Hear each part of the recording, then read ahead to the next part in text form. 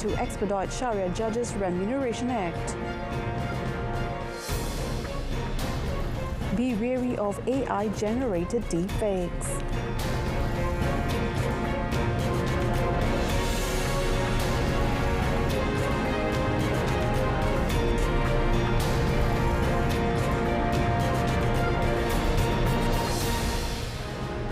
Salam Malaysia Madani, I'm Olivia Nicholas and you're watching Malaysia Tonight.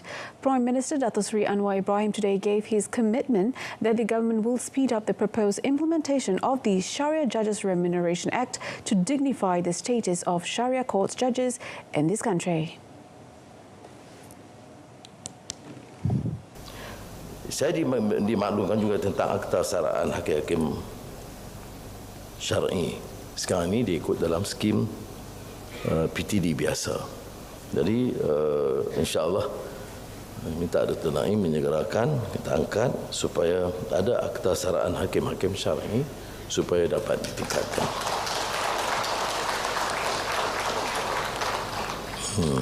Saya mudah saja saya gunting baik-baik selesai. He said this in his speech at the Upholding the Sharia Law and Judiciary in Malaysia convention today. The Sharia Judges Remuneration Act would serve to ensure that the status of Sharia judges would not be perceived as inferior to that of civil court judges. The Prime Minister, who is also the Minister of Finance, pointed that the matter received the government's attention because there is a need to balance between the Sharia Judicial Service Scheme and the Civil Judicial Service Scheme. It would also empower Sharia judges to apply the law with greater authority and confidence, elevating the stature of the Sharia court institution. Minister of Communications Fahmi Fadil reminded the public to be wary of scams tactics involving the dissemination of fake videos and images or deep fakes created using artificial intelligence AI technology. He added while the use of AI indeed helps the country's development, some parties are misusing the technology. Speaking at the Ministry of Communications monthly assembly today, the minister urged everyone to be cautious of the information received. Saya juga telah tegaskan ada beberapa perkara yang perlu kita waspada. Masuk dalam berita baru-baru ini, Datuk Sri Siti Nurhaliza mengadu bahawa terdapat satu WhatsApp video call yang telah menunjukkan bagaimana AI boleh disalahguna untuk buat deepfake AI, seolah-olah dia yang sedang bercakap dengan penerima panggilan. As such, Fahmi also called on Radio Television Malaysia, RTM and Malaysian National News Agency Bernama to publicise and educate the public on the dangers of scam tactics using AI deepfakes. Yesterday, the country's #1 singer Dato' Sri Siti Nurhaliza Tarudin reportedly revealed the latest tactic used by scammers believed to be using AI technology to imitate her voice and face for profit. In a separate development, Fahmi said the government will not hesitate to take stern action against individuals who post offensive, intimidating and outrageous comments on social media platforms, including WhatsApp. Dan pihak MCMC telah diarah untuk mengambil tindakan tegas selaras dengan titah Yang di-Pertuan Agong untuk memastikan bahawa media sosial tidak menjadi satu tempat di mana orang boleh menyebarkan sebarang perkara tanpa rasa segan silu ataupun rasa mereka boleh dikenakan tindakan di bawah undang-undang negara kita. Saya telah minta supaya pihak MCMC mengambil tindakan tegas segera. Speaking at the Ministry of Communications monthly assembly today, he also revealed that there has been the dissemination of immoral and intimidating statements on the social media platforms. Meanwhile, Fahmi said he will meet with editors-in-chief of the Malaysia's media industry soon following the extreme comments on the news posted on their respective social media platforms. The minister will also meet the representatives of all social media platforms in Singapore later this month to discuss several matters including the dangers of AI on their platforms. Data collection and evidence of scientific studies on traditional Chinese medicine TCM can further enhance its application and growing acceptance in this country. Health Director General Dato' Dr. Muhammad Razi Abu Hassan said that currently a total of 15 government hospitals have been practicing TCM since 2009. Met after officiating the seminar on evidence-based practice of traditional Chinese medicine today, Dato Dr. Muhammad Razi said traditional medicine has scientific data and evidence, and the Health Ministry MOH aims to integrate it into treatment as a complement to conventional ones. Jadi seminar ini adalah untuk mengumpulkan data-data mengenai dengan traditional medicine, tetapi untuk hari ini particularly untuk Chinese traditional medicine. Jadi data, bila kita ada data, jadi ianya akan memberi confidence lagi kepada rawatan tersebut. Dato Dr. Muhammad Razi added that MOH currently applies treatments such as acupuncture and massage for patients with joint pains. He said that the two-day seminar held in collaboration with the China Academy of Chinese Medical Sciences brought together 70 local medical practitioners and academics to enhance the quality and safety of TCM based on established guidelines with input from experts from China. The seminar also serves as a platform for TCM medical experts from Malaysia and China to exchange views and experiences. A total of 2.5 million has been allocated to upgrade facilities at Kampung Baru Pasar under the Madani Adopted Village program. The project is expected to commence this month at the village that is being administered by the Ministry of Defence. Defence Ministry Secretary General Dato Sri Isham Ishak stated that Kampung Baru Pasak was selected following a thorough evaluation based on specific criteria, notably its incomplete coverage of essential facilities such as water and electricity. He highlighted 10 key projects, including installing 30 solar lights along village roads, road upgrades, building a sports court and 2 community centres, as well as relocating and building a new surau.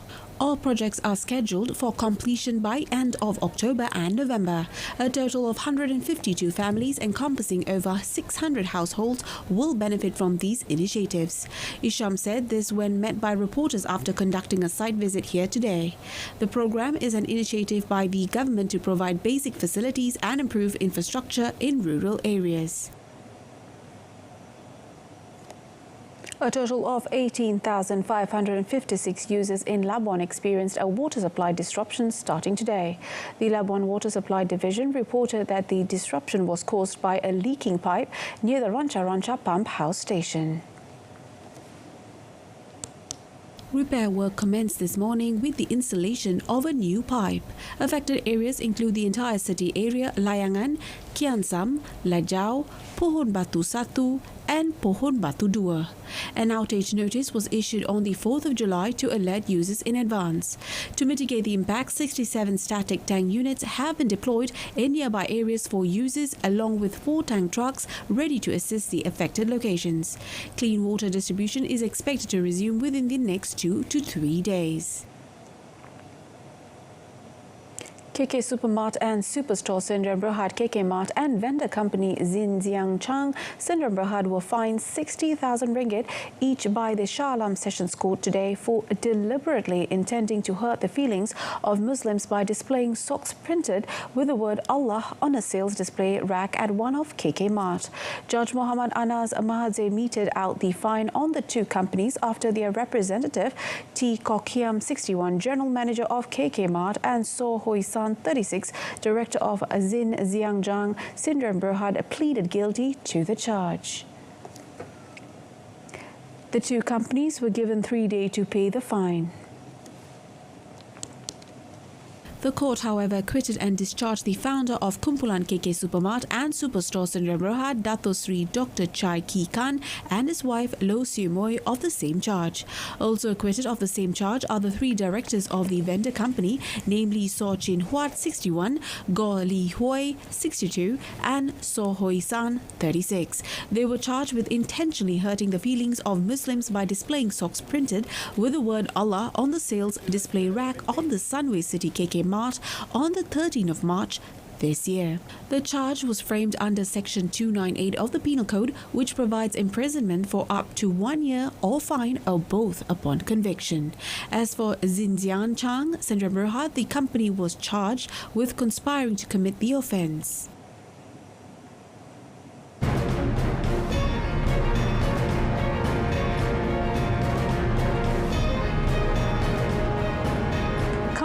projects 20,000 CCTV cameras needed for crime traffic monitoring in KL.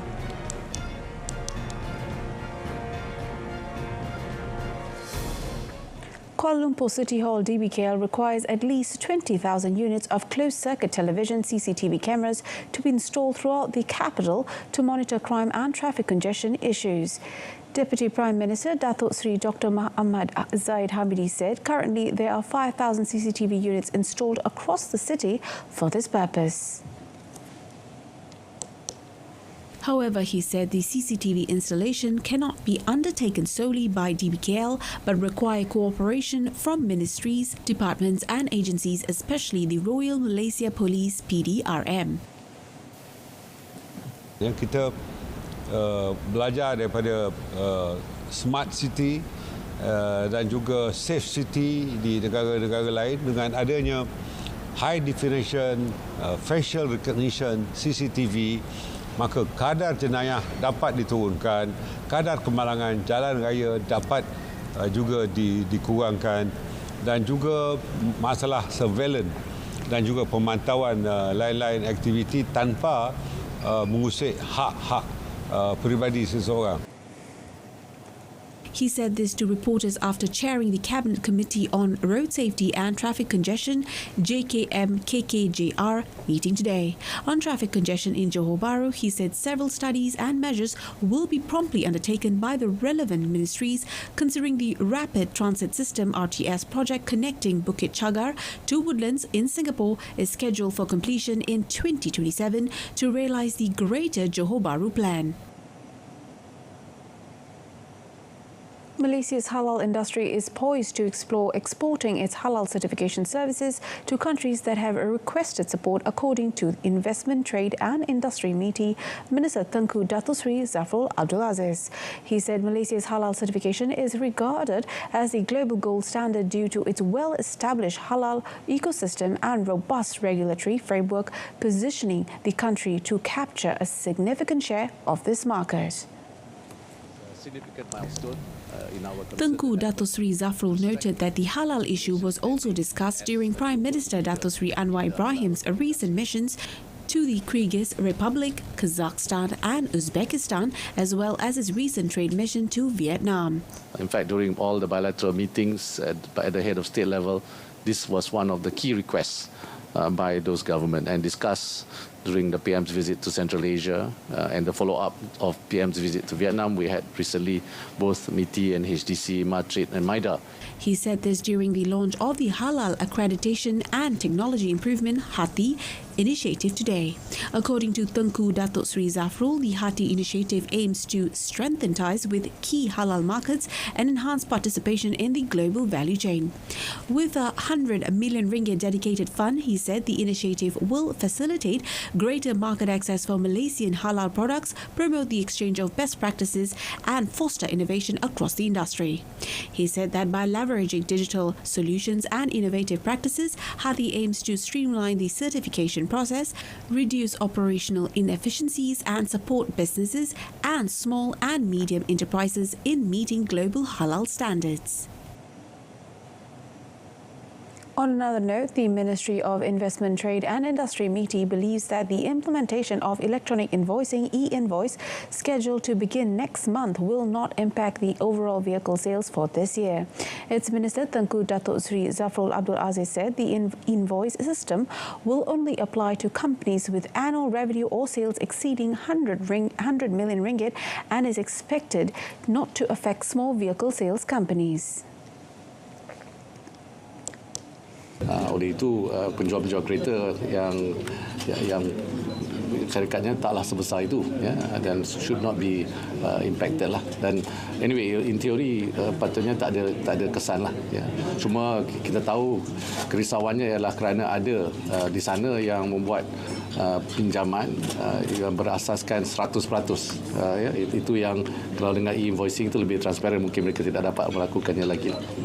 met today, Tengku Dato Sri Zafrul said the Inland Revenue Board and the Ministry of Finance have informed that the initial implementation of e-invoice will only involve companies with revenue exceeding 100 million ringgit.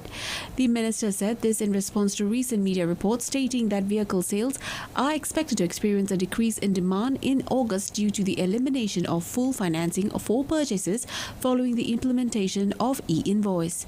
The government previously announced that 4,000 companies with incomes of more than 100 million ringgit are targeted to be the first group involved in the implementation of e-invoice beginning 1st of August 2024.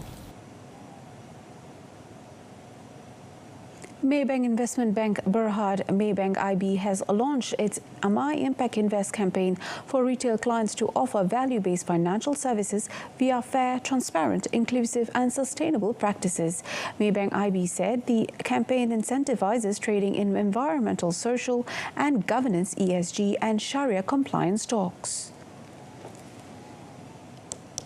Its Chief Operating Officer, Tengku Arif Azhar Tengku Muhammad, said the campaign has 5 principles, namely to promote economic value creation while eliminating oppressive, speculative and harmful activities, transparent and fair dealing, quality service delivery, financial inclusivity and environmental preservation.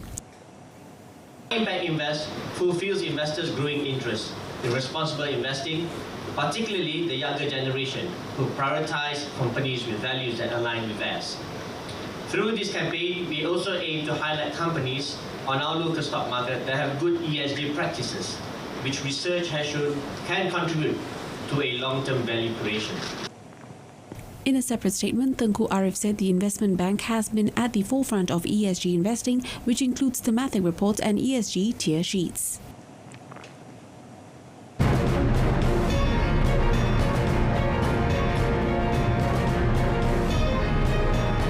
Still ahead, government remains steadfast in MH17 ongoing legal action.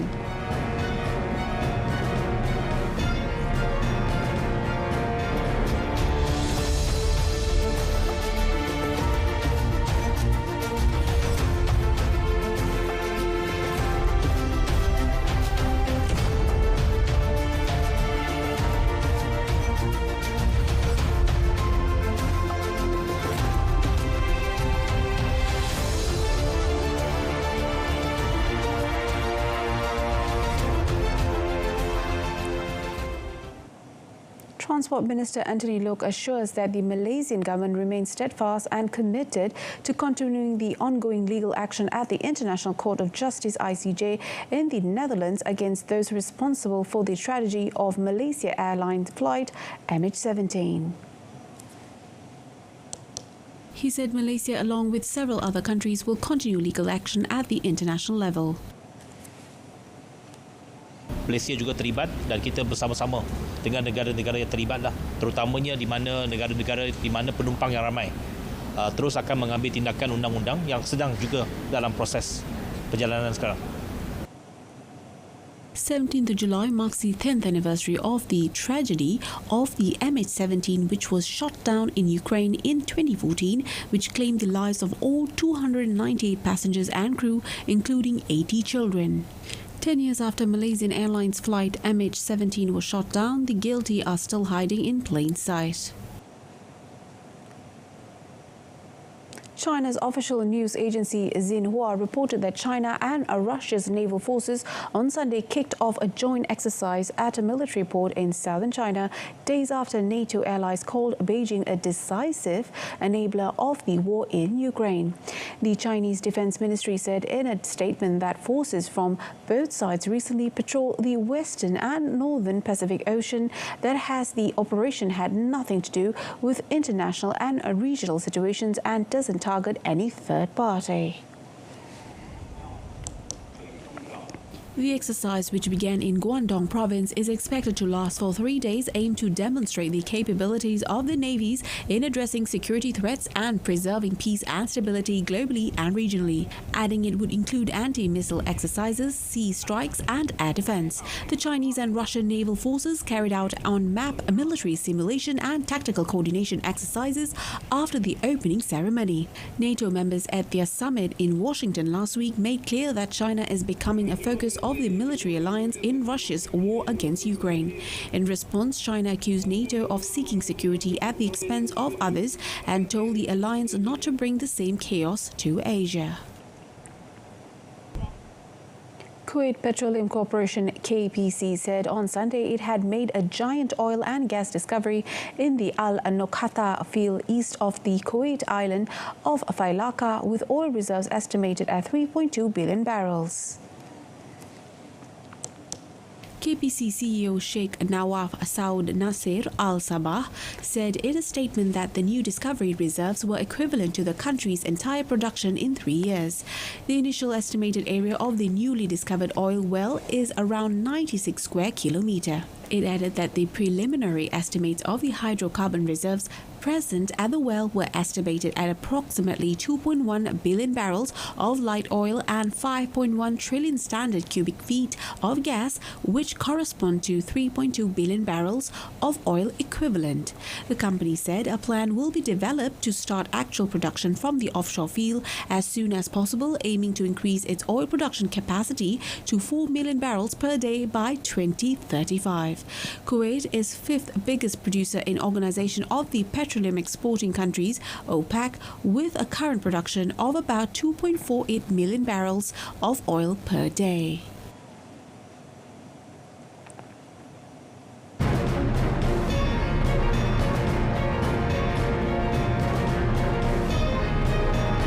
Coming up in sports, Argentina win 2024 Copa America. Stay with us.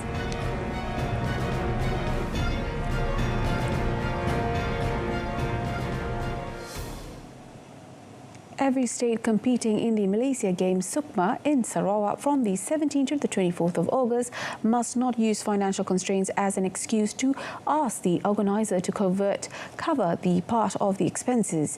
Youth and Sports Minister Haiana Yeo said this is because Sukma is a necessity to ensure that the country will not be short of talented young athletes.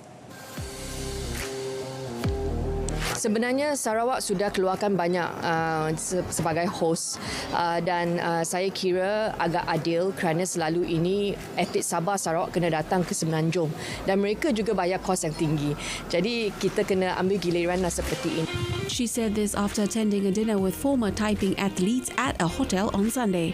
On the 10th of July, Kedah Menteri Besar Datuk Seri Muhammad Sanusi Mat Nur hoped that Sarawak would bear part of the cost of sending the state's contingent to the Sukma to ease their burden.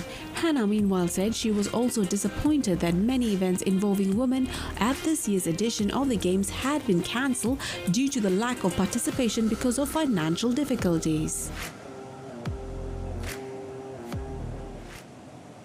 Argentina won the 2024 Copa America by defeating Colombia 1-0 in extra time after normal time ended scoreless. The final, held at the Hard Rock Stadium in Miami, began about 1.5 hours later due to security problems caused by fans trying to enter without tickets.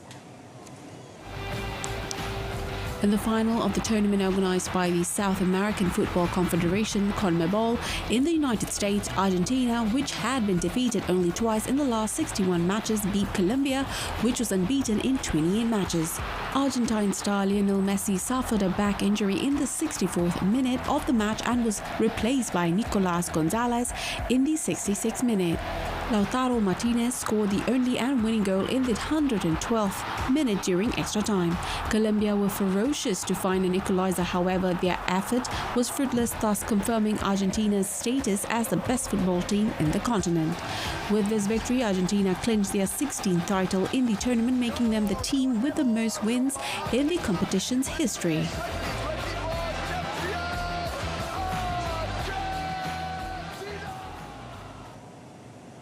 Substitute Mikel Oyarzabal scored a dramatic late winner as Spain triumphed in Euro 2024 final, beating England 2-1 to end their opponents' dreams of winning a first title in almost 6 decades. Spain lost influential midfielder Rodri to injury at halftime but shrugged that off to take the lead within 2 minutes of the restart through Nico Williams, who was set up by his fellow star winger Lamine Yamal.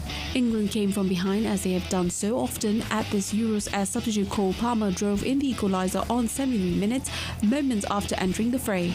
But their resurgence in the game was cut short as Oyarzabal, the Real Sociedad forward, turned in a cross in the 86th minute to hand Spain a record 4th European Championship crown and a 3rd in the last 5 editions. England, who were the Euro 2020 runners-up, ended the Euro 2024 in the number 2 spot again. Meanwhile, Spanish winger Lamine Yamal set a record as the youngest player to appear at a Euro final. The Barcelona star was just 17 years and 1 day old to feature in the 2024 final.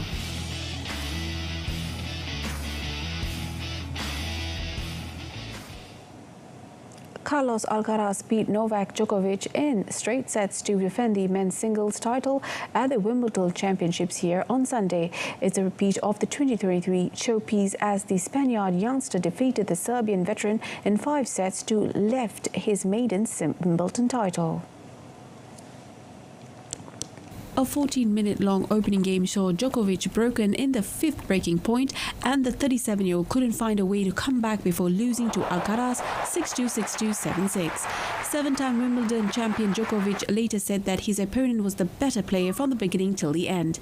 Alcaraz broke in the 10th game in the 3rd set and held 3 championship points in the next game. 24-time Grand Slam champion Djokovic managed to drag the match to tiebreak but couldn't hold off a fearsome Alcaraz to clinch his 4th Grand Slam title at the age of 21.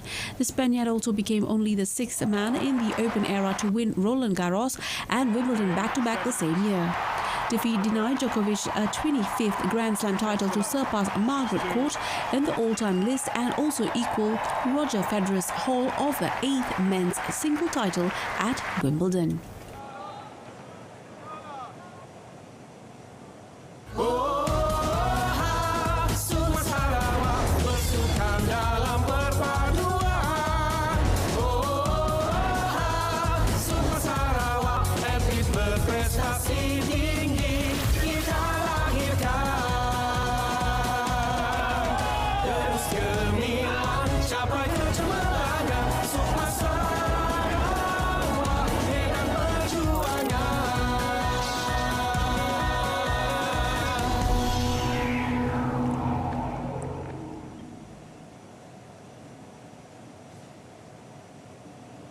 That's it from us this evening. In our top story, government to expedite Sharia judges' remuneration act. From the river to the sea, Palestine will be free. Thanks for watching.